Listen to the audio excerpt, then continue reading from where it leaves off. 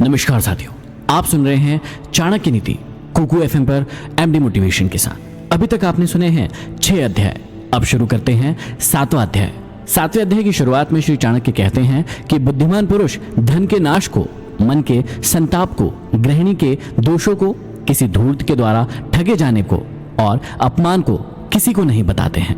यह मनुष्य की सहनशीलता की ओर इशारा करते हुए कहा है कि बुद्धिमान व्यक्ति वही है जो अपने परिवार के नुकसानों को और दोषों को छिपाकर सहन कर लेता है, क्योंकि उसका प्रदर्शन करने से केवल जगहसाई ही होती है। ऐसी बातों को कभी भी अन्य व्यक्तियों के सामने उजागर नहीं करना चाहिए। चाणक्य का मानना है कि कई बार संकोच की प्रवृत्ति के कारण मनुष्य को हानि उठानी पड़ती है। मनुष्य के लिए यह जरूरी है कि किसी भी आर्थिक व्यवहार में उसे लिखा पढ़ी कर लेनी चाहिए। इसमें उसे जरा भी संकोच नहीं करना चाहिए। इसके अलावा विद्या लेते समय, भोजन करते समय कभी भी संकोच नहीं करना चाहिए। आगे समझाते हैं कि संतोष से सर्वश्रेष्ठ सुख की प्राप्ति होती है। याचक दीनता प्रकट करता है, धनी गर्व करता है तथा और अधिक की इच्छा करता है। जिसका धन नष्ट हो गया हो वह शोक करता है, पर जो संतोषी है वह सुखी रहता है।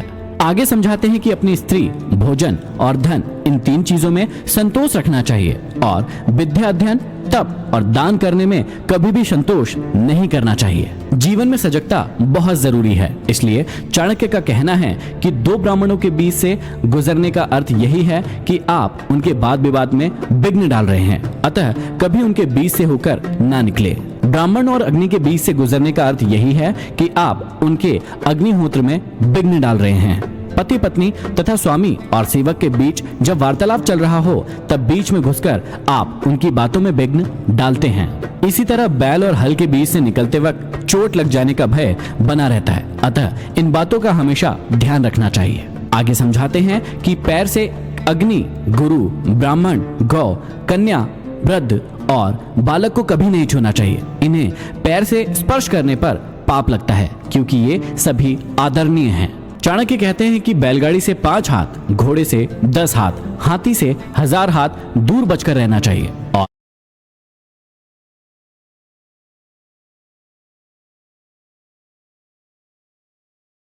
दुष्ट पुरुष या राजा का देश छोड़ ही देना चाहिए।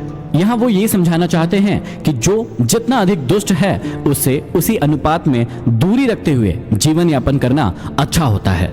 आगे हैं चाणक्य कहते हैं कि बैलगाड़ी से 5 हाथ, घोड़े से 10 हाथ, हाथी से 1000 हाथ दूर बचकर रहना चाहिए और दुष्ट पुरुष या राजा का देश छोड़ ही देना चाहिए। यहाँ वो ये समझाना चाहते हैं कि जो जितना अधिक दुष्ट है उससे उसी अनुपात में दूरी रखते हुए जीवन यापन करना अच्छा होता है। आगे समझाते हैं कि हाथी को अंकुश से, घोड़े को चाबुक से, सींग वाले बैल को डंडे से और दुष्ट व्यक्ति को वश करने के लिए हाथ में तलवार लेना आवश्यक है। आचार्य चाणक्य के अनुसार दुष्ट व्यक्ति को आसानी से ना तो वश में किया जा सकता है और ना ही उसे सुधारा जा सकता है। ऐसे व्यक्ति को ठीक करने के लिए कभी कभी उसे तलवार से चोट पहुंचानी पड़ती है और कभी कभी उसे खत्म भी करना पड़ता है। आगे चाणक्य कहते हैं कि ब्राह्मण भोजन से संतुष्ट होते हैं, मोर बादलों के गरजने से, साधु लोग दूसरों की समृद्धि देखकर और दुष्ट लोग दूसरों पर विपत्ति आई देखकर प्रसन्न होते हैं। आगे समझाते हैं कि अपने से शक्तिशाली शत्रु को विनय पूर्वक उसके अनुसार चलकर, दुर्बल शत्रु पर अपना प्रभाव डालकर और समान बल वाले शत्रु को अपनी शक्ति से या फिर विनम्रता से जैसा अवसर हो उसी के अनुसार व्यवहार करके अपने वश में करना चाहिए। शत्रु से व्यवहार करते समय इस बात की ओर इशारा किया है कि शत्रु से व्यवहार करने से पूर्व उसकी शक्ति और सामर्थ्य का पूर्वानुमान लगा लेना चाहिए। राजा की शक्ति उसके बाहुबल में, ब्राह्मण की शक्ति उसके तत्व ज्ञान में और स्त्रियों की उनके सौंदर्य तथा माधुर्य में होती है। संसार में अत्यंत सरल और सीधा होना भी ठीक नहीं है।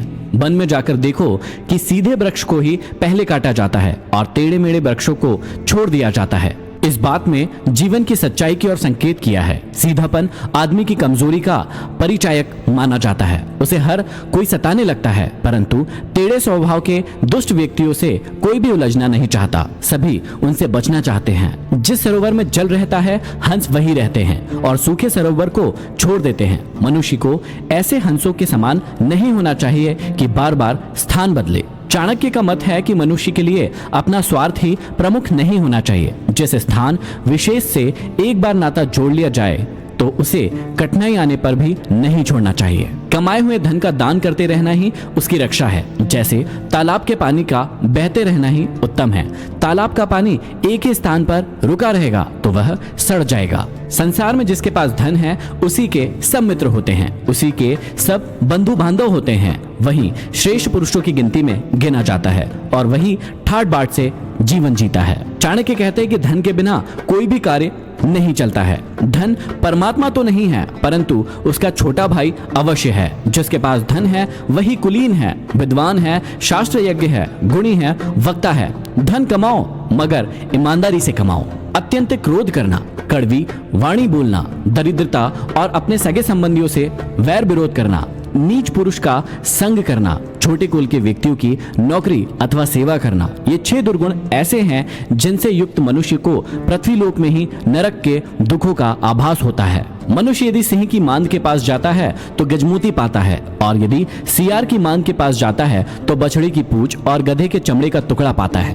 भाव यह है कि बड़े लोगों के पास जाने से धन संपत्ति और ऐश्वर्य प्राप्त होता है और छोटे तथा नीच लोगों की संगति करने से सिवाय दुख के और कुछ भी प्राप्त नहीं होता है। आगे चाणक्य कहते हैं कि बोलचाल अथवा वाणी में पवित्रता, मन की स्वच्छता और यहाँ तक कि इंद्रियों को वश में रखकर पवित्र रखने का भी कोई महत्व नहीं होगा जब तक कि मनुष्य के मन में जीवन मात्र के लिए दया की भावना उत्पन्न नहीं होती है। आगे चाणक्य समझाते हैं कि जिस प्रकार फूल में गंध, तिलों में तिल, लकड़ी में आग, दूध में घी, गन्ने में मिठास आदि दिखाई न देने पर भी विद्यमान रहते हैं, उसी प्रकार मनुष्य के शरीर में दिखाई न देने वाली आत्मा निवास करती है। यह रहस्य ऐसा है, इसे विवेक से ही समझा जा सकता है। मनुष्य को चाहिए कि वह इस रहस्य को समझने का प्रयास करे। वह शरीर न होकर आत्मा है। आत्मरूपी तत्व इस देह में उसी प्रकार विद्यमान रहती है जिस तरह फूलों में गंध, तिलों में तेल और लकड़ी में अग्नि तथा गन्ने में मिठास और दूध में घी विद्यमान होने पर भी वह दिखाई नहीं देते, लेकिन वे उसमें हैं। इसी प्रकार हम सब में भी कई सारे गुण उपस्थित हैं। उन्हें पहचान कर उन्हें बाहर निकालने की कोशिश कीजिए। यह था अध्याय 7। अब हम बढ़ते हैं अध्याय 8 की ओर। आप सुन रहे हैं कुकू FM MD मोटिवेशन के साथ।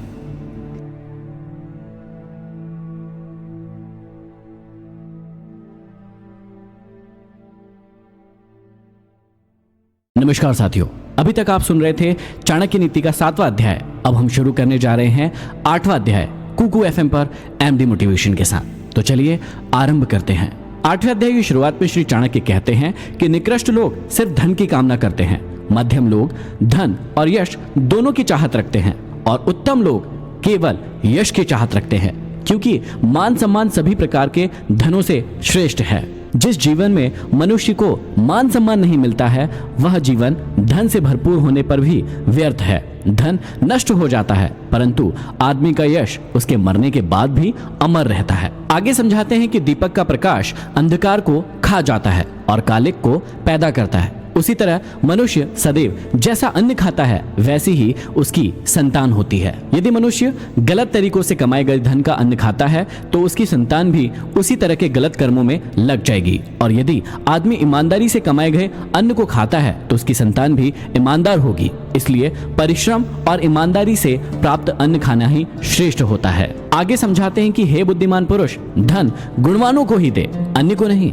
देखो, समुद्र का जल मेघों के मुंह में जाकर सदैव मीठा हो जाता है और पृथ्वी के चर अचर जीवों को जीवन दान देकर भी कई करोड़ गुना होकर फिर से समुद्र में चला जाता है। दान की महिमा अपरंपार है, परंतु दान उसी को देना चाहिए जो सुपात्र हो। सुपात्र के पास जाने से दान दी गई वस्तु अथवा धन का समुचित उपयोग होगा। दुष्ट के पास जाकर दान की गई वस्तु का उपयोग स्वार्थ से प्रेरित होकर ही हो पाता है। मेघों के पास जाकर समुद्र का खारा पानी भी मीठा हो जाता है और करोड़ों जीवों की प्यास को बुझाता है और फिर से सागर में मिल जाता है। आगे समझाते हैं कि तेल लगाने पर, चिता का धुआं लगने पर, स्त्री संभोग करने पर, बाल कटवाने पर मनुष्य तब तक चांडाल अथवा अशुद्ध बना रहता है जब तक कि वह स्नान नहीं कर लेता। इसलिए हमेशा ध्यान रखें कि इन चीजों के बाद हमेशा सबसे पहले स्नान करें। अपच होने पर पानी दवा है, पचने पर बल देने वाला है। भोजन के समय थोड़ा थोड़ा जल अमृत के समान है और भोजन के अंत में जहर के समान फल देता है। इसलिए हमेशा ध्यान रखें कि भोजन के अंत में पानी ना पिए, या तो भोजन के दौरान थोड़ा थोड़ा पानी पिए या भोजन समाप्त होने के आधे से 1 घंटे के बाद पानी का सेवन करें। बुढ़ापे में स्त्री का मर जाना, बंधु के हाथों में धन का चला जाना और दूसरों के आश्रय पर भोजन का प्राप्त होना, ये तीनों ही स्थितियां पुरुषों के लिए दुखदायी है। यज्ञ ना करने वाले का वेद पढ़ना व्यर्थ है, बिना दान के यज्ञ करना व्यर्थ है, बिना भाव के सिद्धि कभी नहीं होती है। इसीलिए भाव अर्थात प्रेम ही सब में प्रधान है। भाव के बिना कोई भी कार्य संपन्न नहीं होता, अतः सभी कार्यों में आस्था जरूरी होती है। शांति के बराबर दूसरा कोई तप नहीं है, संतोष से बढ़कर कोई सुख नहीं है, लालच से बड़ा कोई रोग नहीं है और दया से बड़ा कोई धर्म नहीं है। क्रोध यमराज की मूर्ति है, लालच नरक में बहने वाली नदी है, विद्या कामधेनु गाय है और संतोष इंद्र के नंदनवन जैसे सुख देने वाला है। क्रोध आदमी को हमेशा मृत्यु की ओर धकेलता है, लालच अनेक कष्टों को जन्म देता है, विद्या मनोवांछित फल देने वाली है और संतोष से आत्म सुख मिलता है। गुण से रूप की शोभा होती है, शील से कुल की शोभा होती है, सिद्धि से विद्या की शोभा होती है और भोग से धन की शोभा होती है। यहाँ भोग से आशय यह है कि धन का उपयोग जब तक सकर्मों के लिए नहीं किया जाता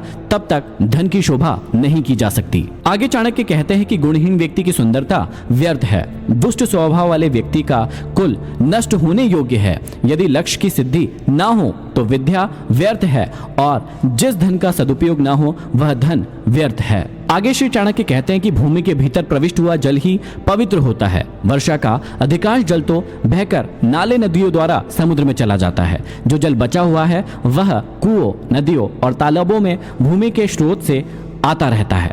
आगे कहते हैं कि लोभ से प्रेरित ब्राह्मण आदर का पात्र नहीं रहता है और महत्वाकांक्षा न रखने वाला राजा आलसी और अकर्मण्य होकर नष्ट हो जाता है। संकोच करने वाली वेश्या ग्राहकों को प्रसन्न न करने के कारण अपना धंधा चौपट कर लेती है और बेशर्म कुलीन स्त्री दूसरों का विषय वासना का शिकार होकर पतित हो जाती है। संसार में विद्वान व्यक्ति की प्रशंसा होती है, विद्वान व्यक्ति ही सभी जगह पूजे जाते हैं, विद्या से ही सब कुछ मिलता है, विद्या ही सब जगह पूजा जाता है। जो व्यक्ति मांस मदिरा का सेवन करता है वे इस पृथ्वी पर बोझ है, इसी प्रकार जो निरक्षर है वे भी पृथ्वी पर बोझ है। इस प्रकार के मनुष्य रूपी पशुओं के भार से यह पृथ्वी हमेशा पीड़ित और दबी हुई रहती है। तो आप जिंदगी में कोशिश करें कि निरक्षर ना बने, अनपढ़ ना बने या फिर पढ़े हुए अनपढ़ ना बने। ये था अध्याय 8। अब हम बढ़ेंगे अध्याय 9 की ओर। आप सुन रहे हैं कुकू FM MD मोटिवेशन के साथ।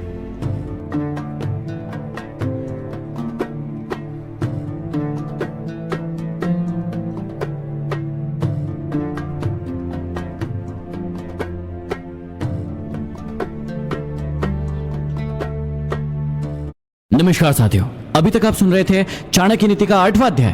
अब हम बढ़ते हैं 9वें अध्याय की ओर। आप सुन रहे हैं कुकू FM MD मोटिवेशन के साथ। तो चलिए आरंभ करते हैं। 9वें अध्याय के आरंभ में श्री चाणक्य कहते हैं कि यदि मुक्ति चाहते हो तो समस्त विषय वासनाओं को विष के समान छोड़ दो। क्षमाशीलता, नम्रता, दया, पवित्रता और सत्यता को अमृत की भांति पियो, अर्थात अपनी जिंदगी में उसे अपनाओ। आगे समझाते हैं कि जो व्यक्ति परस्पर की गई गुप्त बातों को दूसरों से कह देते हैं वे ही दीमक के घर में रहने वाले सांप की भांति नष्ट हो जाते हैं। इसलिए मित्रों के गुप्त रहस्यों को कभी भी प्रकट ना करें, इससे केवल शत्रुता ही पैदा होती है। आगे श्री चाणक्य कहते हैं कि ब्रह्मा जी को शायद कोई बताने वाला नहीं मिला, जो कि उन्होंने सोने में सुगंध, ईख में फल, चंदन में फूल, विद्वानों को धनी और राजा को चिरंजीवी नहीं बनाया। समझाने का तात्पर्य यह है कि सृष्टिकर्ता ने ये कैसी विडंबना की है कि उन्होंने सोने में सुगंध नहीं डाली, गन्ने पर फल नहीं लगाया, चंदन के वृक्ष पर फूल नहीं उगाया और विद्वान को धनवान नहीं बनाया और इसके बाद राजा को, जो कि सबका प्रजापालक है, उसे दीर्घजीवी नहीं बनाया है। चाणक्य कहते हैं कि अमृत से जीवन को अमरता प्राप्त होती है, भोजन से शरीर को पुष्टि मिलती है, तृप्ति प्राप्त होती है और आंखों के बिना सारा संसार ही अंधकार में डूब जाता है और दिमाग के बिना तो चिंतन ही असंभव है। चाणक्य कहते हैं कि ना तो आकाश में कोई दूत गया, न इस संबंध में किसी से कोई बात हुई, न पहले किसी ने इसे बनाया और ना ही इसका प्रकरण सामने आया।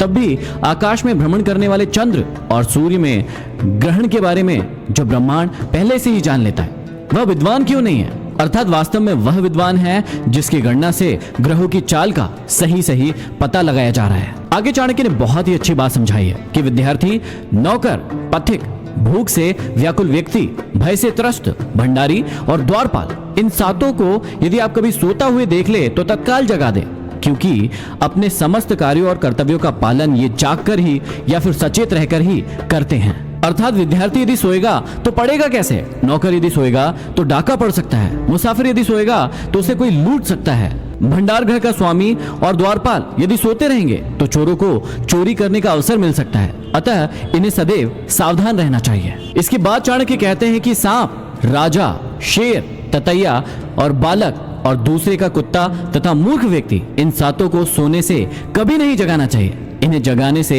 हानि ही हो सकती है। आगे कहते हैं कि जो ब्राह्मण केवल धन के लिए अपनी विद्या को बेचते हैं, ऐसे ब्राह्मणों की विद्या उस सर्प की भांति होते हैं जिसके मुख में विष की थैली ही नहीं है। अर्थात वे किसी को ना तो श्राप दे सकते हैं और ना ही वरदान। आगे समझाते हैं कि जिसके नाराज होने का डर नहीं है और प्रसन्न होने से कोई लाभ नहीं है, जिसके दंड देने या दया करने का सामर्थ्य ही नहीं है, वह नाराज होकर भी क्या कर सकता है। भयभीत उसी से हुआ जा सकता है जिसमें कुछ दंड देने की सामर्थ्य हो। जिसमें ऐसी सामर्थ्य नहीं है, उस व्यक्ति से डर कैसा। अपना हानि या लाभ देखकर ही कोई किसी से प्रभावित होता है। विषहीन सर्प को अपनी फन को फैलाकर फुफकार करनी चाहिए। विष के ना होने पर भी फुफकार से उसे डराना अवश्य चाहिए। यदि विषहीन सर्प ऐसा नहीं करेगा तो वह अपना बचाव नहीं कर पाएगा, लोग उसे पत्थर मारेंगे। तात्पर्य यह है कि राजा के पास शक्ति चाहे थोड़ी हो, पर उसे अपनी शक्ति का दिखावा करके शत्रु को भयभीत अवश्य करते रहना चाहिए। आगे श्री चाणक्य कहते हैं कि जुआरियों की कथा को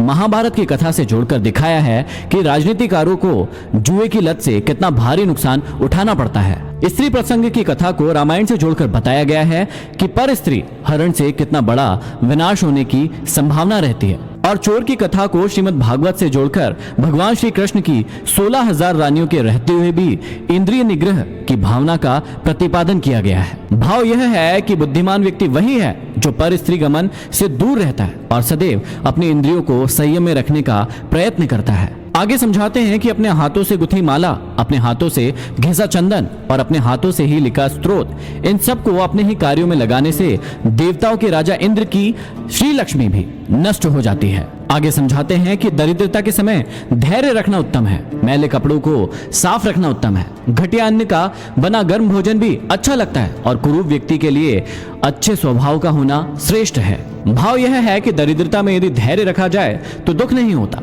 गरीब व्यक्ति धैर्यपूर्वक अपना समय गुजार लेता है। फटे पुराने मैले कपड़ों को यदि साफ सुथरा करके और उनको अच्छी प्रकार से सीकर पहना जाए तो वे भी अच्छे लगते हैं। ज्वार, बाजरा, जौ, मक्का, इनके जैसे अन्य की भी रोटी यदि गर्म करके बनाई जाए और खाई जाए तो वो स्वादिष्ट लगती है। और अच्छे शील स्वभाव का व्यक्ति यदि कुरूप भी हो तो वो भी अच्छा लगता है। यहाँ पर समाप्ति होती है 9वें अध्याय की। अब हम बढ़ते हैं 10वें अध्याय की ओर। आप सुन रहे हैं कुकू एफएम एमडी मोटिवेशन के साथ।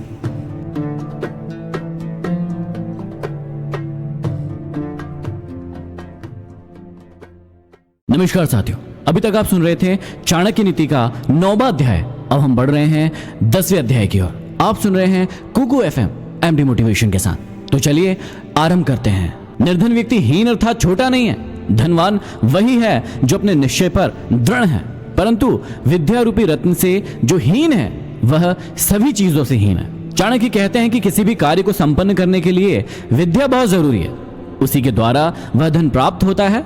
विद्या ही सच्चा धन है। आगे कहते हैं कि अच्छी तरह पैर रखकर चलना चाहिए, कपड़े से छानकर पानी पीना चाहिए, शास्त्र से व्याकरण से शुद्ध करके वचन बोलना चाहिए और मन में विचार करके कार्य को करना चाहिए। समझाते हैं कि विद्यार्थी को यदि सुख की इच्छा है और वह परिश्रम करना नहीं चाहता तो उसे विद्या प्राप्त करने की इच्छा को त्याग कर देना चाहिए। यदि वह विद्या चाहता है तो उसे सुख सुविधाओं का त्याग करना होगा, क्योंकि सुख चाहने वाला विद्या प्राप्त नहीं कर सकता। दूसरी ओर विद्या प्राप्त करने वाले को आराम नहीं मिल सकता। आचार्य चाणक्य आगे कहते हैं कि कवि लोग क्या क्या नहीं देखते, स्त्रियां क्या क्या नहीं कर सकती, मदिरा पीने वाले क्या क्या नहीं बकते और कौवे क्या क्या नहीं खाते। कहते हैं कि जहां न पहुंचे रवि वहां पहुंचे कवि। यह युक्ति बहुत प्रसिद्ध है कि जहां सूर्य की रोशनी भी नहीं पहुंचती वहां कवि की कल्पना पहुंच जाती है। स्त्री जब अपनी पर आती है तो वह कुछ भी कर सकती है। शराबी जब नशे में हो जाते हैं तो उल्टा सीधा बकने लगते हैं और कौवा न खाने योग्य खाद्य पदार्थ को भी खा लेते हैं। इसका भाव यह है कि विद्वान व्यक्ति सभी कार्य सोच समझ कर और नीच व्यक्ति अपने विवेक से कार्य नहीं करता। भाग्य की शक्ति अत्यंत प्रबल है। वह पल में निर्धन को राजा और राजा को निर्धन बना देती है।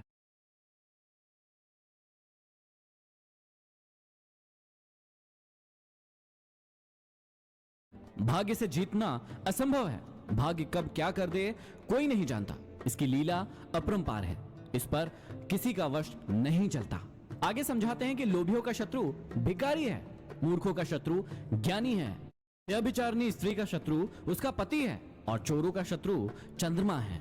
भाव यह है कि लोभी, मूर्ख, उल्टा स्त्री और चोर के कार्यों में जिनके द्वारा विघ्न पड़ता है वे सभी उनके शत्रु होते हैं। जिसके पास न विद्या है, न तप है, न दान है, न धर्म है, वह इस मृत्यु लोक में पृथ्वी पर भार स्वरूप मनुष्य रूपी मृगों के समान घूम रहा है। वास्तव में ऐसे व्यक्ति का जीवन व्यर्थ है। वह समाज के लिए किसी भी काम का नहीं।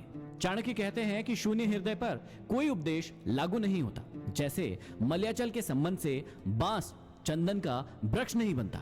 अर्थात जिस मनुष्य में भावना नहीं, योग्यता नहीं, वह किसी भी प्रकार के उपदेश से लाभ नहीं उठा सकता। जिनको स्वयं बुद्धि नहीं है, शास्त्र उनके लिए क्या कर सकता है। जैसे अंधे के लिए दर्पण का क्या महत्व है। भाव यह है कि जो पूरी तरह मूर्ख है उसके लिए शास्त्र भी कुछ नहीं कर सकता।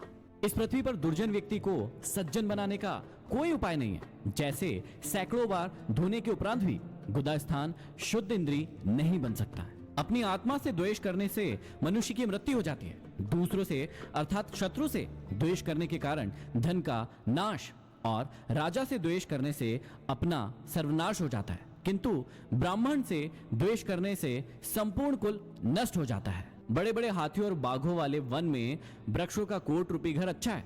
पके फलों को खाना, जल का पीना, तिनकों पर सोना, पेड़ों की छाल पहनना उत्तम है, परंतु अपने भाई बंधुओं के मध्य निर्धन होकर रहना अच्छा नहीं है। अनेक रूप वाले पक्षी सायंकाल एक वृक्ष पर आकर बैठते हैं और प्रातःकाल 10 दिशाओं में उड़ जाते हैं।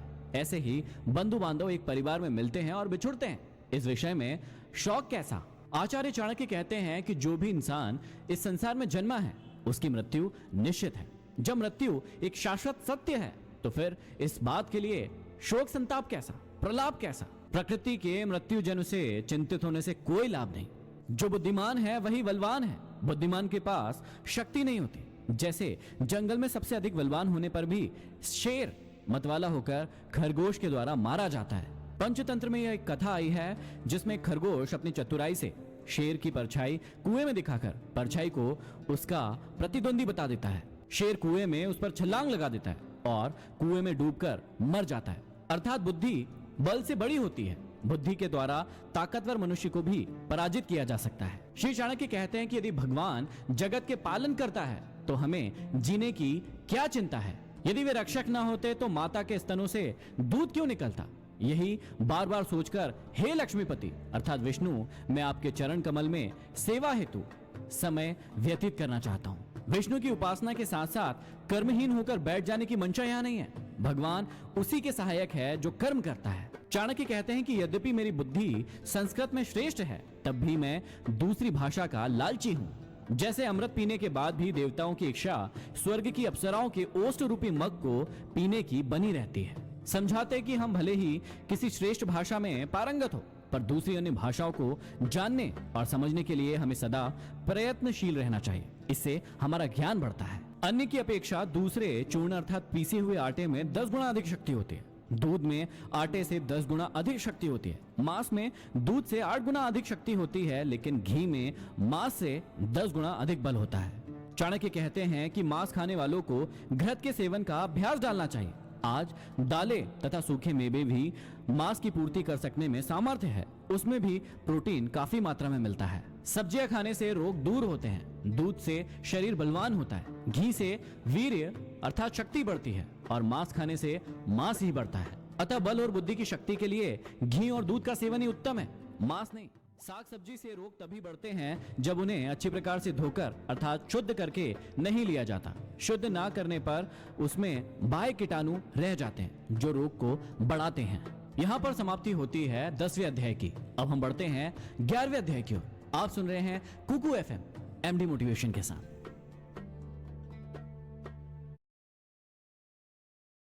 एमडी मोटिवेशन के साथ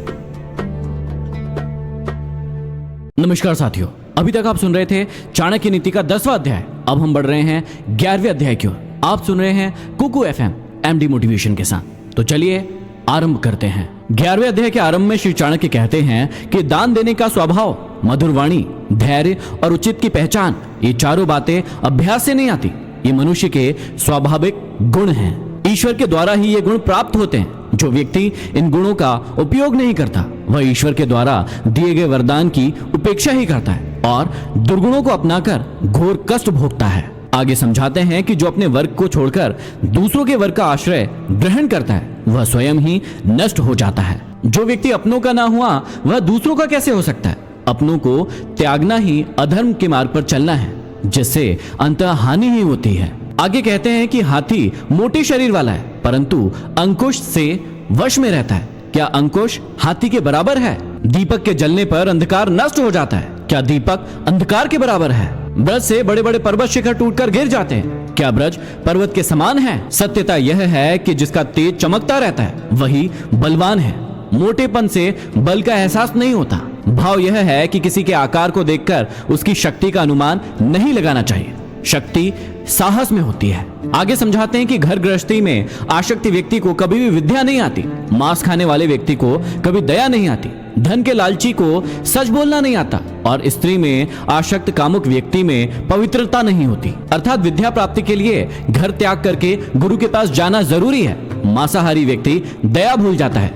लालची व्यक्ति अपने स्वार्थ के लिए बार बार झूठ का सहारा लेता है और कामुक व्यक्ति सदा स्त्री संभोग में लिप्त रहता है। तब वह पवित्र कैसे हो सकता है? आगे कहते हैं कि जिस प्रकार नीम के वृक्ष की जड़ को दूध और घी से सींचने के बाद भी वह अपनी कड़वाहट नहीं छोड़ता, मृदुल नहीं हो जाता, ठीक उसी प्रकार दुष्ट प्रवृत्ति वाले व्यक्ति को यदि आप सदुपदेश देते हैं उसके बाद भी उस पर उसका कोई असर नहीं होता। कहने का आशय यह है कि दुष्ट मनुष्य की आदत बन चुके अवगुणों को बदला नहीं जा सकता। आगे कहते हैं कि जिस प्रकार शराब वाला पात्र अग्नि में तपाए जाने के बाद भी शुद्ध नहीं हो सकता, उसी प्रकार जिस मनुष्य के हृदय में पाप और कुटिलता भरी होती है, सैकड़ों तीर्थ स्थान जाने के बाद भी ऐसे मनुष्य पवित्र नहीं हो सकते। आगे समझाते हैं कि जो व्यक्ति संतोष के साथ जो मिले उसी में संतुष्ट रहता है, उसे पृथ्वी पर ही स्वर्ग का सुख प्राप्त होता है। उसे ना तो कोई दुख होता है और ना ही कोई कष्ट। आचार्य चाणक्य कहते हैं कि भोजन हमेशा प्रसन्नमुख तथा शांत भाव के साथ करना चाहिए। आगे युवाओं के लिए बहुत ही अच्छी बात समझाते हैं कि काम, क्रोध, लालच, स्वाद, श्रृंगार, खेल और दूसरों की चापलूसी ये दुर्गुण विद्यार्थी के लिए वर्जित है। हर विद्यार्थी को इन 8 दुर्गुणों को सदा के लिए त्याग देना चाहिए। कहने का तात्पर्य यह है कि ये अवगुण विद्यार्थी को कभी भी अपने लक्ष्य तक नहीं पहुंचने देते। यदि आपको अपने लक्ष्य तक पहुंचना है तो इन दुर्गुणों को हमेशा के लिए त्यागना होगा। आगे कहते हैं कि दूसरों के कार्य में विघ्न डालकर नष्ट करने वाला घमंडी, स्वार्थी, कपटी, झगड़ालू, ऊपर से कोमल और भीतर से निष्ठुर व्यक्ति जानवर कहलाता है। आगे कहते हैं कि भाग्यशाली लोगों को खाद्य सामग्री और धन धान्य आदि का संग्रह न करके उसे अच्छी प्रकार से दान करना चाहिए। कहते हैं कि दान देने से कर्ण, दैत्यराज बलि और विक्रमादित्य जैसे राजाओं की कीर्ति आज भी बनी हुई है।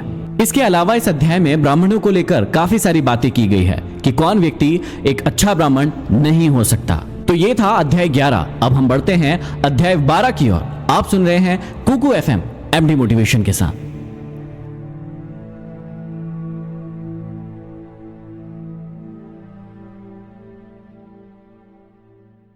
नमस्कार साथियों, अभी तक आप सुन रहे थे चाणक्य नीति का 11वां अध्याय। अब हम बढ़ रहे हैं 12वें अध्याय की ओर। आप सुन रहे हैं कुकू एफएम एमडी मोटिवेशन के साथ। तो चलिए आरंभ करते हैं। 12वें अध्याय के आरंभ में श्री चाणक्य कहते हैं कि घर आनंद से युक्त हो, संतान बुद्धिमान हो, पत्नी मधुर वचन बोलने वाली हो, इच्छा पूर्ति के लायक धन हो, पत्नी के प्रति प्रेम भाव हो, आज्ञाकारी सेवक हो, अतिथि का सत्कार और श्री शिव की पूजा हो, घर में मिष्ठान व शीतल जल मिला करे और महात्माओं का सत्संग प्रतिदिन मिला करे। ऐसा घर सभी आश्रमों से अधिक धन्य है। ऐसे घर का स्वामी अत्यंत सुखी और सौभाग्यशाली होता है। आगे समझाते हैं कि जो पुरुष अपने वर्ग में उदारता, दूसरों के वर्ग पर दया, दुर्जनों के वर्ग में दुष्टता, उत्तम पुरुषों के वर्गों में प्रेम, दुष्टता से सावधानी, पंडित वर्ग में कोमलता, शत्रुओं में वीरता, अपने बुजुर्गों के बीच सहन शक्ति, स्त्री वर्ग में धूर्तता आदि कलाओं में चतुर है, ऐसे ही लोगों से इस संसार की मर्यादा बंधी हुई है। स्थान और समय के अनुसार जो कार्य करता है वह चतुर है। आगे समझाते हैं कि जो व्यक्ति दान, दया, धर्म से वंचित होकर गलत तरीके से कमाए गए धन पर अहंकार करते हैं वह नीच होते हैं। ऐसे व्यक्ति को अपने शरीर से मोह नहीं करना चाहिए। भाव यह है कि मनुष्य को इस शरीर से अच्छे कर्म करना चाहिए। आगे चाणक्य कहते हैं कि यदि वसंत ऋतु में करील के वृक्षों पर पत्ते नहीं आते तो इसमें वसंत का क्या दोष है? सूर्य सबको प्रकाश देता है, पर यदि दिन में उल्लू को दिखाई नहीं देता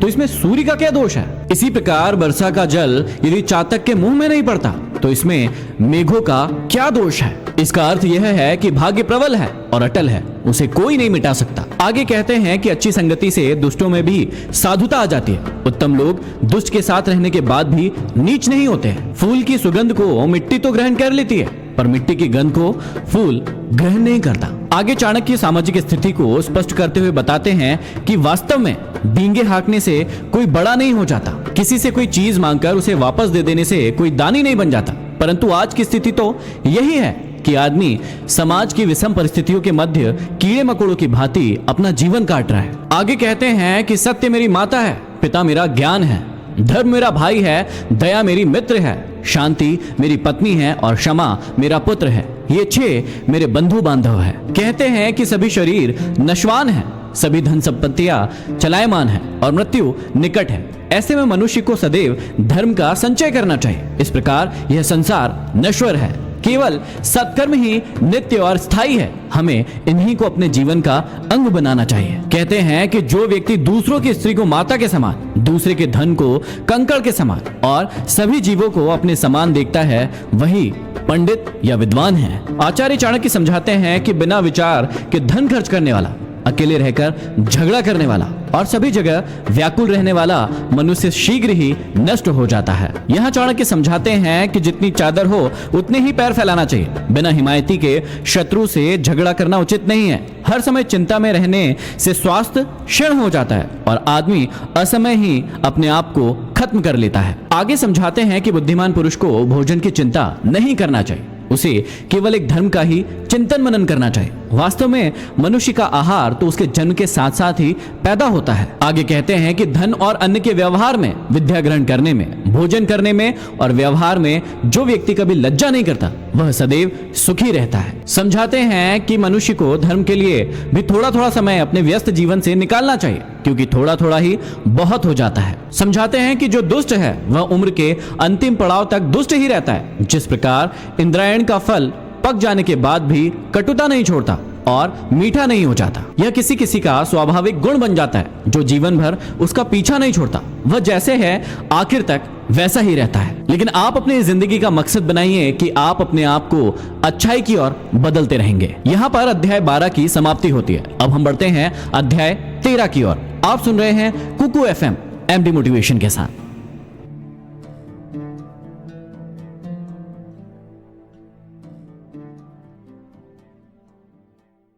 नमस्कार साथियों, अभी तक आप सुन रहे थे चाणक्य नीति का 12वां अध्याय।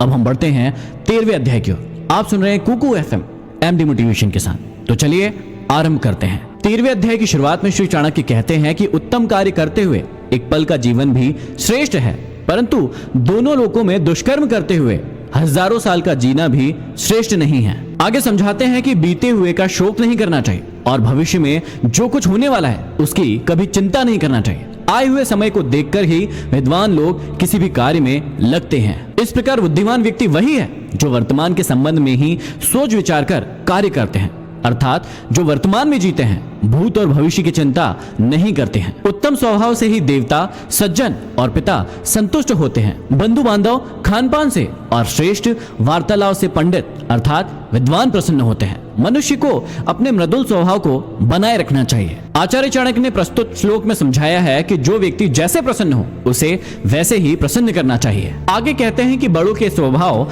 विचित्र होते हैं। वे लक्ष्मी की तृष्णा के समान समझते हैं और उनके प्राप्त होने पर उनके भार से और भी अधिक नम्र हो जाते हैं। भाव यह है कि जो महान है वे धन के महत्व को कुछ नहीं समझते। उनका स्नेह स्वभाव धन से भी अधिक ऊंचा होता है। आगे बहुत ही अच्छी बात समझाई है जिसे हर इंसान को समझना चाहिए। आज की जिंदगी में कई लोग किसी व्यक्ति से लगाव लगा लेते हैं। श्री चाणक्य कहते हैं कि जिसे किसी से लगाव है वह उतना ही भयभीत होता है। लगाव दुख का कारण है, दुखों की जड़ लगाव है। अतः लगाव को छोड़कर सुख से रहना सीखो। आगे समझाते हैं कि भविष्य में आने वाली संभावित विपत्ति और वर्तमान में उपस्थित विपत्ति पर जो तत्काल विचार करके उसका समाधान खोज लेते हैं वे सदा सुखी रहते हैं। इसके अलावा जो ऐसा सोचते हैं कि यह होगा वैसा होगा तथा जो होगा देखा जाएगा और कुछ उपाय नहीं करते वे शीघ्र ही नष्ट हो जाते हैं। यहाँ चाणक्य ने कर्म करते रहने और भगवान के भरोसे ना बैठे रहने की बात कही है। उनके कहने का भाव यह है कि केवल भाग्य के भरोसे ही नहीं बैठे रहना चाहिए। विपत्ति आने पर या उसके आने की संभावना होने पर तत्काल उपाय कर लेना चाहिए। जो व्यक्ति विपत्ति को भगवान की ओर से रचा गया भाग्य कहकर उसे समाप्त करने का उपाय नहीं करते वे नष्ट हो जाते हैं। आगे कहते हैं कि जैसे राजा होता है उसकी प्रजा भी वैसी ही होती है। धर्मात्मा राजा के राज्य की प्रजा धर्मात्मी, पापी के राज्य की पापी और मध्यम वर्गीय राजा के राज्य की प्रजा मध्यम अर्थात राजा का अनुसरण करने वाली होती है। आगे समझाते हैं कि धर्म से विमुख व्यक्ति जीवित भी मृतक के समान होता है, परंतु धर्म के आचरण करने वाले व्यक्ति चिरंजीवी होते हैं। धर्म, अर्थ, काम और मोक्ष इन चारों का संबंध इस लोक और परलोक दोनों से है। मनुष्य को अपना जीवन सार्थक करने के लिए इनमें से किसी एक को अवश्य ही पाना चाहिए। आगे बहुत ही अच्छी बात समझाते हैं कि नीच मनुष्य दूसरों की यशस्वी अग्नि की तेजी से जलते रहते हैं और उस स्थान पर ना पहुंचने के कारण उनकी निंदा करते रहते हैं। दूसरों की निंदा सदैव दुष्ट व्यक्ति ही किया करते हैं। वे दूसरों के यश को देखकर सदैव ईर्ष्या में जलते रहते हैं। आगे समझाते हैं कि मन को विषयहीन अर्थात मोह माया से युक्त करके ही मोक्ष की प्राप्ति हो सकती है, क्योंकि मन में विषय वासनाओं के आगमन के कारण ही मनुष्य मोह माया के जाल में आसक्त होकर रह जाता है। अतः हर मनुष्य को मन को जीतने का प्रयत्न करना चाहिए। चाणक्य कहते हैं कि मन की इच्छा के अनुसार सारे सुख किसको मिलते हैं अर्थात किसी को नहीं मिलते। इससे यह सिद्ध होता है कि देव के ही बस में सब कुछ है, अतः संतोष का ही आश्रय लेना चाहिए। आगे चाणक्य जीवन की बहुत ही बड़ी बात समझा रहे हैं कि जैसे हजारों गायों के मध्य भी बछड़ा अपनी माता के पास आ जाता है, उसी प्रकार किए गए कर्म कर्ता के पीछे पीछे आ जाते हैं। मनुष्य जैसे कर्म करता है उसे फल भी उसी के कर्मों के अनुसार प्राप्त होते हैं। अतः सदैव अच्छे कर्म करके ही अपना जीवन सुधारना चाहिए। कहते हैं कि अव्यवस्थित कार्य करने वाले को न तो समाज में और न ही वन में सुख प्राप्त होता है, क्योंकि समाज में लोग उसे भला बुरा कहकर जलाते हैं और निर्जन वन में अकेला होने के कारण वह दुखी होता है। भाव यह है कि ऐसे व्यक्ति को ना तो घर में सुख मिलता है और ना ही संन्यास लेने पर सुख प्राप्त होता है। समझाते हैं कि जिस प्रकार फावड़े अथवा कुदाल से खोदकर व्यक्ति धरती के नीचे से जल प्राप्त कर लेता है,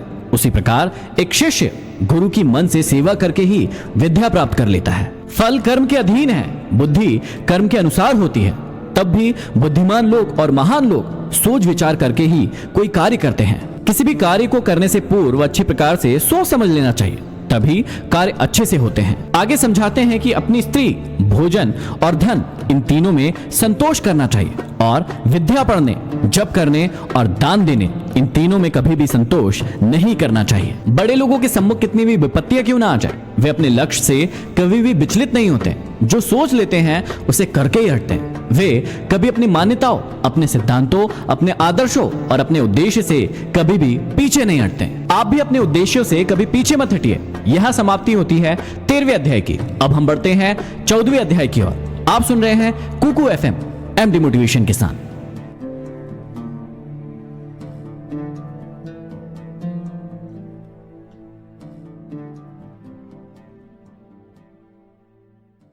नमस्कार साथियों, अभी तक आप सुन रहे थे चाणक्य नीति का 13वां अध्याय। अब हम बढ़ रहे हैं 14वें अध्याय की ओर। आप सुन रहे हैं कुकू एफएम एमडी मोटिवेशन के साथ। तो चलिए आरंभ करते हैं। जिंदगी की सीख देने वाली बात के साथ शुरुआत करते हुए श्री चाणक्य कहते हैं कि इस पृथ्वी पर 3 ही रत्न हैं, जल, अन्न और मधुर वचन।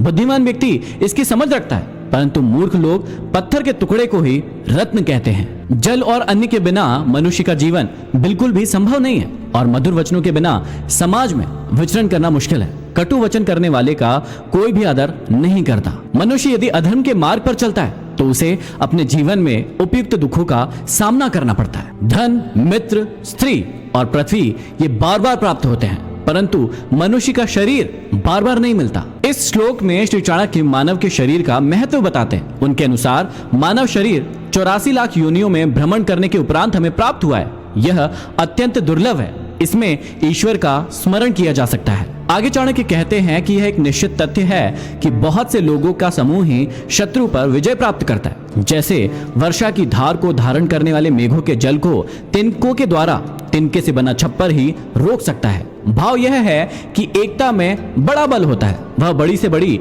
शक्ति से टकरा सकता है। आगे समझाते हैं कि पानी में तेल, दुष्ट व्यक्तियों में गोपनीय बातें, उत्तम पात्र को दिया गया दान और बुद्धिमान के पास शास्त्र ज्ञान यदि थोड़ा भी हो तो वे स्वयं अपनी शक्ति से विस्तार पा जाते हैं। भाव यह है कि जिस प्रकार पानी में डाला गया जरा सा तेल भी फैल जाता है, दुष्टों में पहुंची गोपनीय बातें चारों ओर फैल जाती है और बुद्धिमान का थोड़ा सा भी शास्त्र ज्ञान काफी लोगों को प्रभुत्व करता है। ज्ञान का विस्तार इसी प्रकार होता है, अर्थात सभी चीजों का अपना अपना महत्व होता है। आगे बहुत ही बड़ी बात समझाते हैं कि धार्मिक कथा सुनने पर, शमशान में चिता को जलते देखकर, रोगी को कष्ट में पड़े देखकर जिस प्रकार वैराग्य भाव उत्पन्न होता है, वह यदि स्थिर रहे तो यह सांसारिक मोह माया व्यर्थ लगते हैं, परंतु अस्थिर मन शमशान से लौटने पर फिर से मोह माया में फंस जाता है। आगे समझाते हैं कि चिंता करने वाले व्यक्ति के मन में चिंता उत्पन्न होने के बाद की जो स्थिति होती है, अर्थात उसकी जैसी बुद्धि हो जाती है वैसी बुद्धि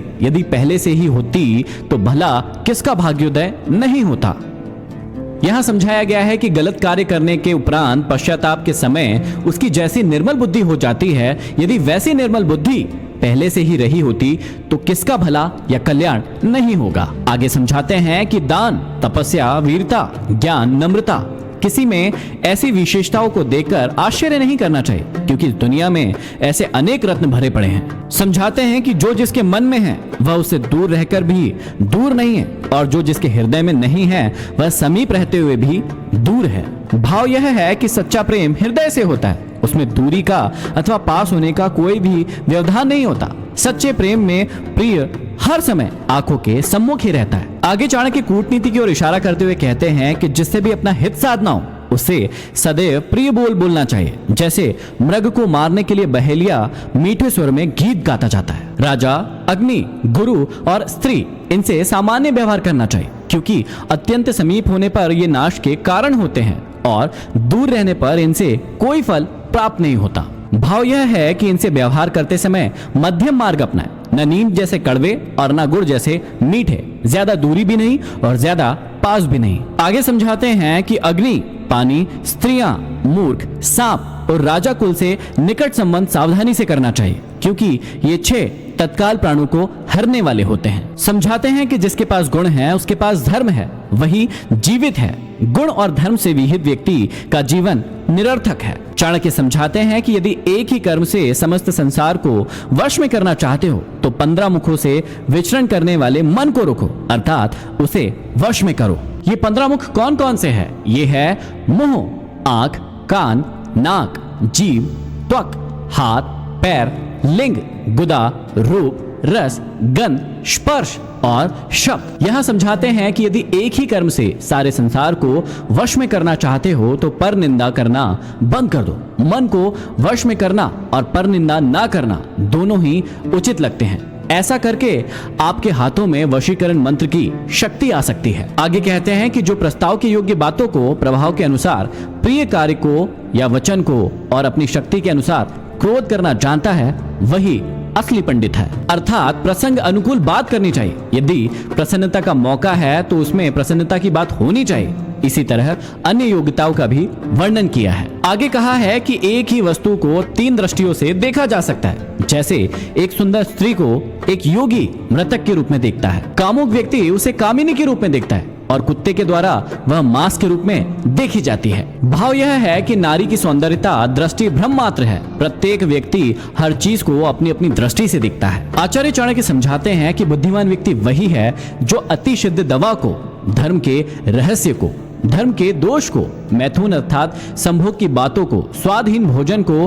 और अति कष्टकारी मृत्यु को किसी को न बताए। भाव यह है कि कुछ बातें ऐसी होती है जिन्हें समाज से छिपा कर रखना चाहिए। और आगे समझाते हैं कि दुष्टों का साथ त्यागो, सज्जनों का साथ करो, दिन रात धर्म का आचरण करो और प्रतिदिन इस अनित्य संसार में नित्य परमात्मा के विषय में विचार करो, उसे याद करो। यहाँ पर समाप्ति होती है 14वें अध्याय की। अब हम आगे बढ़ते हैं 15वें अध्याय की ओर। आप सुन रहे हैं कुकू एफएम एमडी मोटिवेशन के साथ।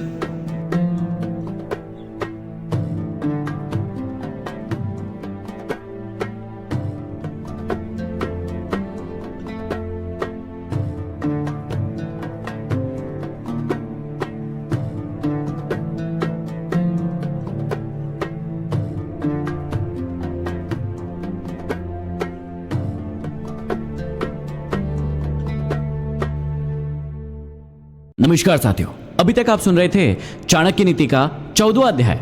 अब हम आगे बढ़ रहे हैं 15वें अध्याय की ओर। आप सुन रहे हैं कुकू एफएम एमडी मोटिवेशन के साथ। तो चलिए आरंभ करते हैं। शुरुआत में श्री चाणक्य कहते हैं कि जिसका हृदय सभी प्राणियों पर दया करने हेतु द्रवित हो उठता है, उसे ज्ञान, मोक्ष, जटा और भस्म लगाने की क्या जरूरत है। भाव यह है कि हमें सभी प्राणियों पर दया करनी चाहिए, उनसे स्नेह करना चाहिए। जो ऐसा करता है उसका स्थान परमात्मा के समकक्ष हो जाता है। जो गुरु एक ही अक्षर अपने शिष्य को पढ़ा देता है, उसके लिए इस पृथ्वी पर कोई अन्य चीज ऐसी महत्वपूर्ण नहीं है जिसे वह गुरु को देकर उसका ऋण उतार सके। आगे कहते हैं कि दुष्टों और कांटों से बचने के 2 ही उपाय हैं, जूतों से उन्हें कुचल डालना और उनसे दूर रहना। भाव यह है कि दुष्ट और कांटे सदैव कष्ट पहुंचाने वाले होते हैं, इनसे बचकर रहना ही ठीक है।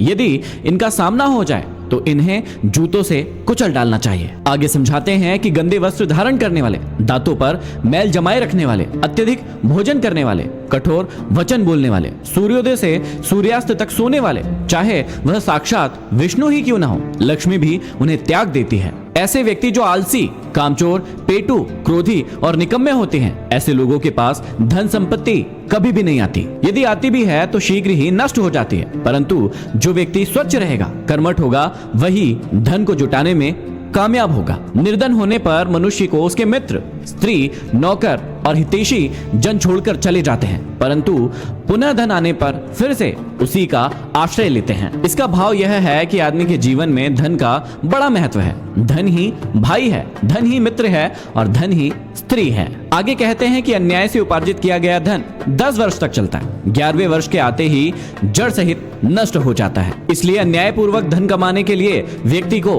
कभी प्रयास नहीं करना चाहिए। समर्थ व्यक्ति द्वारा किया गया गलत कार्य भी अच्छा कहलाता है और नीच व्यक्ति के द्वारा किया गया अच्छा कार्य भी गलत कहलाता है। ठीक वैसे ही जैसे अमरता प्रदान करने वाला अमृत राहु के लिए मृत्यु का कारण बना और प्राणघातक विष भी शंकर के लिए भूषण हो गया। आगे समझाते हैं कि भोजन वही है जो ब्राह्मण के करने के बाद बचा रहता है, भलाई वही है जो दूसरों के लिए की जाती है, बुद्धिमान वही है जो पाप नहीं करता और बिना पाखंड और दिखावे के जो कार्य किया जाता है वही धर्म है। आगे बहुत ही अच्छी बात समझाते हैं कि मणि चाहे पैरों में पड़ी हो और कांच चाहे सिर पर धारण किया गया हो, परंतु क्रय विक्रय करते समय अर्थात मोल भाव करते समय मणि मणि ही रहती है और कांच कांच ही रहता है। भाव यह है कि समय तथा भाग्य के कारण विद्वान व्यक्ति का भले ही सम्मान न हो, पर जब मूल्यांकन का समय आता है तो विद्वान की विद्वानता को कोई चुनौती नहीं दे सकता। योग्य व्यक्ति की अलग ही पहचान होती है और अयोग्य व्यक्ति की जग हंसाई ही होती है। शास्त्रों का कोई अंत नहीं है, विद्याएं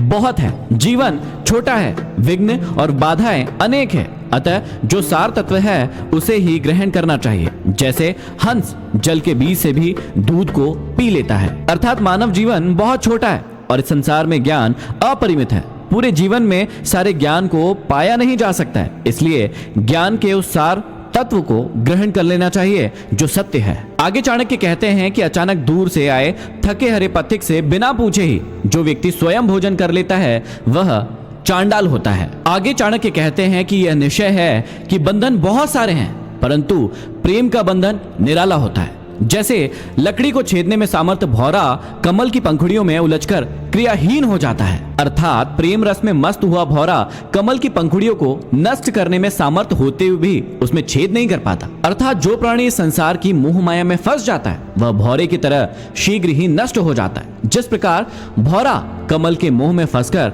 उसकी पंखुड़ियों में कैद होकर अपना जीवन गवा देता है। चंदन का कटा हुआ वृक्ष भी सुगंध नहीं छोड़ता, बूढ़ा होने पर भी गजराज क्रीड़ा नहीं छोड़ता, ईख कोल्हू से पिसने के बाद भी अपनी मिठास नहीं छोड़ता और कुलीन व्यक्ति दरिद्र होने पर भी सुशील और गुणों को नहीं छोड़ता। भाव यह है कि जन्म से ही जो शाश्वत गुण मनुष्य को प्राप्त होते हैं वे अंत तक साथ नहीं छोड़ते। यहाँ पर समाप्ति होती है 15 अध्याय की। अब हम बढ़ते हैं 16वें अध्याय की ओर। आप सुन रहे हैं कुकू FM एमडी मोटिवेशन के साथ।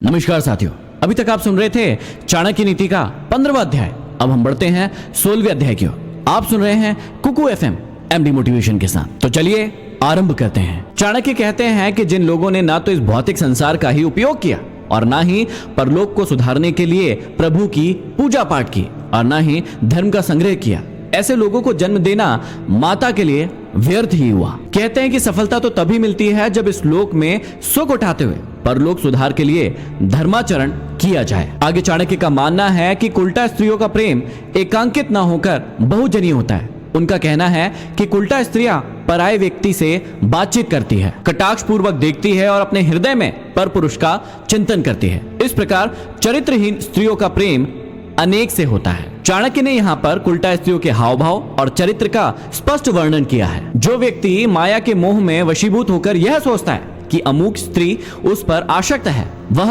उस स्त्री के वश में होकर खेल की चिड़िया की भांति इधर उधर नाचता फिरता है। आचार्य चाणक्य कहते हैं कि संसार में कोई भाग्यशाली व्यक्ति ही मोह माया से छूटकर मोक्ष प्राप्त करता है। उनका कहना है कि धन वैभव को प्राप्त करके ऐसा कौन है जो इस संसार में अहंकारी ना हुआ हो। इस पृथ्वी पर ऐसा कौन धीर पुरुष है जिसका मन स्त्रियों के प्रति व्याकुल ना हुआ हो। ऐसा कौन पुरुष है जिसे मृत्यु ने न दबोचा हो। ऐसा कौन सा भिखारी है जिसे बड़प्पन मिला हो। ऐसा कौन सा दुष्ट है जो अपने संपूर्ण दुर्गुणों के साथ इस संसार में कल्याण पथ पर अग्रसर हुआ हो। भाव यह है कि इस नश्वर संसार की मोह माया से छूटना अत्यंत ही दुष्कर कार्य है। स्वर्ण मृग न तो ब्रह्मा ने रचा था और न किसी और ने, उसे न तो बनाया गया था, न पहले कभी देखा गया था, न कभी सुना गया था। श्री राम की उसे पाने की इच्छा हुई, अर्थात सीता के कहने पर वे उसे पाने के लिए दौड़ पड़े। किसी ने ठीक ही कहा है, विनाश काले विपरीत बुद्धि। जब विनाश काल आता है तब बुद्धि नष्ट हो जाती है। यहाँ चाणक्य सिर्फ यह समझाना चाहते हैं कि जब विनाश आता है तो बुद्धि उल्टी हो जाती है। आगे चाणक्य कहते हैं कि व्यक्ति अपने गुणों से ही ऊपर उठता है। सिर्फ ऊंचे स्थान पर बैठ जाने से कोई भी व्यक्ति ऊंचा नहीं बन जाता। उदाहरण के लिए महल की चोटी पर बैठ जाने से कौवा गरुड़ नहीं बन जाता। आगे समझाते हैं कि गुणों की सभी जगह पूजा होती है, ना कि बड़ी संपत्तियों की। क्या पूर्णिमा के चांद को उसी प्रकार से नमन किया जाता है जैसे द्वितीया के चांद को? भाव यह है कि चंद्रमा किसी भी रूप में रहे, विद्वान व्यक्ति के गुण की भांति उसे हर स्थिति में नमन करते हैं। आगे कहते हैं कि दूसरों के द्वारा गुणों का बखान करने पर बिना गुण वाला व्यक्ति भी गुणी कहलाता है, किंतु अपने मुख से अपनी ही बड़ाई करने पर इंद्र भी छोटा हो जाता है। भाव यह है कि आत्म प्रशंसा से कोई भी व्यक्ति बड़ा नहीं कहलाता, अपितु जब दूसरों के द्वारा प्रशंसा की जाती है तभी वह व्यक्ति गुणी कहलाता है। अपने मुंह मियां मिट्ठू नहीं बनना चाहिए। जिन गुणों की प्रशंसा दूसरे करते हैं वे ही गुण सच्चे होते हैं। जो व्यक्ति विवेकशील है और विचार करके ही कोई कार्य संपन्न करता है, ऐसे व्यक्ति के गुण श्रेष्ठ विचारों के मेल से और भी सुंदर हो जाते हैं। जैसे सोने में जड़ा हुआ रत्न स्वयं ही अत्यंत शोभा को प्राप्त हो जाता है। आगे समझाते हैं कि जो धन अति कष्ट से प्राप्त हो, धर्म का त्याग करने पर प्राप्त हो, शत्रु के सामने झुकने अथवा समर्पण करने से प्राप्त हो, ऐसा धन हमें नहीं चाहिए। कहते हैं कि आत्मसम्मान को नष्ट करने वाले धन की अपेक्षा धन का ना होना ही अच्छा है। आगे समझाते हैं कि उस लक्ष्मी से क्या लाभ जो घर की कुल बधू के समान केवल स्वामी के उपभोग में ही आए। उसे तो वैश्या के समान होना चाहिए जिसका उपयोग सब कर सके। यहाँ चाणक्य समझाना चाहते हैं कि संपत्ति, धन, वैभव वही अच्छा है जिसका उपयोग सभी के हित के लिए होता है। यदि धन पर कुंडली मारकर एक ही व्यक्ति बैठा रहे और केवल अपने ही स्वार्थ के लिए उसे खर्च करे तो ऐसा धन किसी भी लाभ का नहीं है। आगे आचार्य चाणक्य कहते हैं कि संसार में आज तक किसी भी इंसान को प्राप्त धन से, इस जीवन से, स्त्रियों से, खान पान से पूर्ण तृप्ति कभी नहीं मिली। पहले भी, अभी भी और आगे भी इन चीजों से संतोष होने वाला नहीं है। इनका जितना अधिक उपभोग किया जाता है उतनी ही तृष्णा बढ़ती जाती है। मनुष्य की इच्छाएं अनंत है, वे कभी भी पूरी नहीं होती। एक इच्छा के पूरे होने पर दूसरी सामने आकर खड़ी हो जाती है। तात्पर्य यह है कि मनुष्य अपने आप से कभी भी संतुष्ट नहीं होता, अतः संतोष ही सबसे बड़ा धन है। आगे चाणक्य कहते हैं कि तिनका हल्का होता है, तिनके से भी हल्की रुई होती है, रुई से भी हल्का भिखारी होता है। तब वायु इसे उड़ाकर क्यों नहीं ले जाती? संभवतः इस भय से कि कहीं यह उससे भी भीख न मांग ले। मांगने वाले से सभी डरते हैं, वह उनसे कुछ न कुछ मांग बैठता है क्योंकि देना कोई नहीं चाहता। वैसे भी भिखारी निंदा के योग्य ही है। आगे कहते हैं कि जो विद्या पुस्तकों में लिखी है और कंठस्थ नहीं है तथा जो धन दूसरों के हाथों में गया है, ये दोनों आवश्यकता के समय काम नहीं आते। अर्थात पुस्तकों में लिखी विद्या और दूसरों के हाथों में गया धन पर कभी भी भरोसा नहीं करना चाहिए। विद्या को सदैव कंठस्थ करना चाहिए और धन को सदैव अपने हाथों में रखना चाहिए ताकि वक्त आने पर वह हमारे काम आ सके। यहाँ पर समाप्ति होती है 16वें अध्याय की। अब हम बढ़ते हैं अंतिम और 17वें अध्याय की ओर। आप सुन रहे हैं कुकू एफएम एमडी मोटिवेशन के साथ।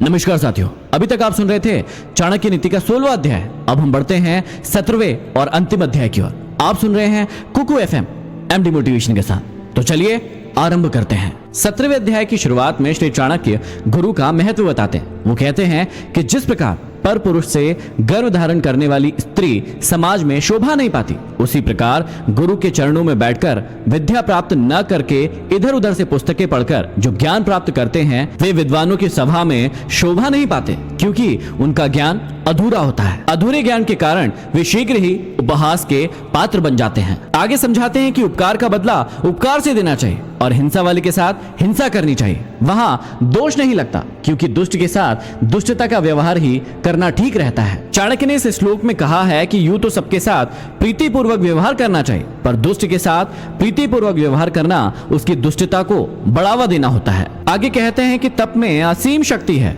तप के द्वारा सभी कुछ प्राप्त किया जा सकता है। जो दूर है, बहुत अधिक दूर है, जो बहुत कठिनता से प्राप्त होने वाला है और बहुत दूर स्थित है, ऐसे साध्य को तपस्या के द्वारा ही प्राप्त किया जा सकता है। तप के द्वारा तो ईश्वर को भी प्राप्त किया जा सकता है। अतः जीवन में साधना का विशेष महत्व है। आगे कहते हैं कि लोभ सबसे बड़ा अवगुण है, पर निंदा सबसे बड़ा पाप है। सत्य सबसे बड़ा तप है और मन की पवित्रता सभी तीर्थों में जाने से बेहतर है। सज्जनता सबसे बड़ा गुण है और यश सबसे उत्तम आभूषण है। आगे कहते हैं कि शक्तिहीन मनुष्य साधु होता है, धनहीन व्यक्ति ब्रह्मचारी होता है, रोगी व्यक्ति देवभक्त होता है और बूढ़ी स्त्री पतिव्रता होती है। भाव यह है कि ये सभी लोग असमर्थ रहने के कारण से ही ऐसे हैं। अतः जो व्यक्ति प्रयास नहीं करता, परिश्रम नहीं करता, वह आलसी और निकम्मा होकर अपने आप को ऐसा बना लेता है। परिस्थितियों से घबराकर मुंह मोड़ लेना कायर मनुष्य का काम है। व्यक्ति को तो चाहिए कि वह अपना कार्य पूरे मनोयोग से करे। सच्चे अर्थों में वही धर्म है। सांप के दांत में विष होता है, मक्खी के सिर में विष होता है, बिच्छू की पूंछ में विष होता है, लेकिन दुष्ट व्यक्ति के पूरे शरीर अर्थात सारे अंगों में विष होता है। भाव यह है कि दुर्जन व्यक्ति हर प्रकार से सज्जनों को कष्ट पहुंचाने वाला होता है। उसका साथ किसी भी रूप में सुखकारी नहीं है। बुद्धिमान व्यक्ति सदैव ऐसे दुष्ट व्यक्ति से बचकर चलते हैं, क्योंकि दुर्जन व्यक्ति के तो सारे अंग में विष भरा होता है। आगे समझाते हैं कि हाथ की शोभा दान से होती है, न कि कंगन पहनने से होती है। शरीर की शुद्धि स्नान से होती है, न कि चंदन लगाने से होती है। बड़ों की तृप्ति सम्मान करने से होती है, न कि भोजन कराने से। शरीर की मुक्ति ज्ञान से होती है, न कि शरीर का श्रृंगार करने से होती है। भाव यह है कि आडंबरों से शरीर को शुद्ध नहीं किया जा सकता। दान देने, स्वच्छ जल से स्नान करने, बड़ों का सम्मान करने और उचित ज्ञान प्राप्ति के उपरांत ही मनुष्य का जीवन सफल होता है। जिन सज्जनों के हृदय में परोपकार की भावना जागृत रहती है, उनकी तमाम विपत्तियां अपने आप दूर हो जाती है और उन्हें पग पग पर संपत्ति एवं धन की प्राप्ति होती है। आगे समझाते हैं कि भोजन, नींद, डर, संभोग ये सभी गुण मनुष्य और पशुओं में समान रूप से दिखाई और पाई जाती है। पशुओं की अपेक्षा मनुष्य में केवल ज्ञान मतलब बुद्धि एक विशेष गुण है जो उसे अलग बनाता है। अतः ज्ञान के बिना मनुष्य पशु के समान ही हो जाता है। और आगे समझाते हैं कि नीचे की ओर देखती हुई एक अधेड़ वृद्ध स्त्री से कोई पूछता है कि अरे बोलो, तुम नीचे क्या देख रही हो? पृथ्वी पर तुम्हारा क्या गिर गया है? तब वह स्त्री कहती है, अरे मूर्ख, तुम नहीं जानते, मेरा युवावस्था रूपी मोती नीचे गिरकर नष्ट हो गया है। कहने का अर्थ यह है कि यौवन का मोती एक बार नष्ट हो जाए, अर्थात जवानी एक बार चली जाए तो फिर लौटकर नहीं आती। इसलिए आप सब भी अपनी जवानी का सही उपयोग कीजिए, अपने लक्ष्यों को प्राप्त कीजिए और अपनी जिंदगी में कुछ ऐसा हासिल कर जाइए कि मरने के बाद भी आप लोगों के दिलों में रहें। और यहीं पर समाप्त होता है चाणक्य नीति का अंतिम अध्याय। आशा करता हूं इस यात्रा के दौरान आपको बहुत सारी चीजें सीखने को मिली होगी। अपनी जिंदगी को